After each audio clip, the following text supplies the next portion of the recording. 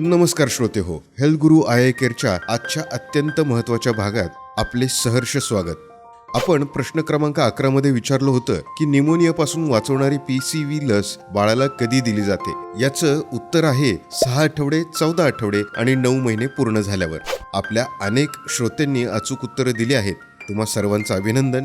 श्रोते हो, निमोनिया हा लहान मुलांसाठी इतका घातक का मानला जातो आणि ही लस कुटुंबाला मोठ्या हॉस्पिटलच्या खर्चापासून कशी वाचवते यामागचं विज्ञान आज आपण समजून घेणार आहोत. श्रोते हो, भारतात 5 वर्षाखालील बालकांचा मृत्यूचे प्रमाण सर्वात मोठे आहे आणि त्याचं कारण बऱ्याचदा निमोनिया आहे. या आजारात बाळाची फुफ्फुसे जंतूच्या विळख्यात येतात, ज्यामुळं श्वास घ्यायला प्रचंड त्रास होतो. अशा वेळी PCV लस एका अदृश्य सुरक्षा कवचासारखी काम करते. वेळेवर घेतलेली ही छोटीशी लस तुमच्या बाळाच्या शरीरात निमोनियाच्या जंतूंशी लढण्याची ताकद निर्माण करते.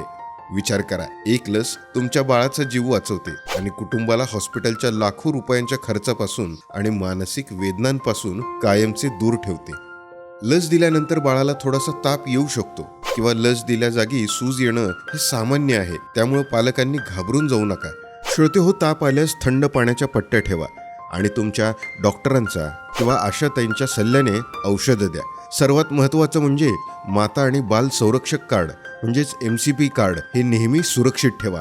हे कार्ड म्हणजे तुमच्या बाळाचा हेल्थ पासपोर्ट आहे, जे प्रत्येक लसीकरणाच्या वेळी सोबत ठेवणं अनिवार्य आहे. तुमच्या गावातील आशाताई प्रत्येक बाळाच्या लसीकरणाचा मागोवा घेत असतात, ज्यामुळं एकही बाळ लसीकरणापासून वंचित राहणार नाही याची खात्री केली जाते. श्रोते हो, त्यांच्या या कामाला सलाम. उद्याच्या प्रश्न क्रमांक 12चे सर्वात पहिलं अचूक उत्तर देऊन विजेता व्हायचं असेल तर आत्ताच चॅनलला सबस्क्राईब करा आणि त्या शेजारील बेल आयकॉन नक्की दाबा. यामुळं नवीन प्रश्न येताच तुम्हाला सर्वात आधी नोटिफिकेशन मिळेल आणि तुमची कमेंट सर्वात पहिले पाहिली जाईल. लक्षात ठेवा, कमेंटमध्ये तुमचे पूर्ण नाव आणि जिल्ह्याचे नाव लिहायला विसरू नका. सुरक्षित राहा, निरोगी राहा. धन्यवाद.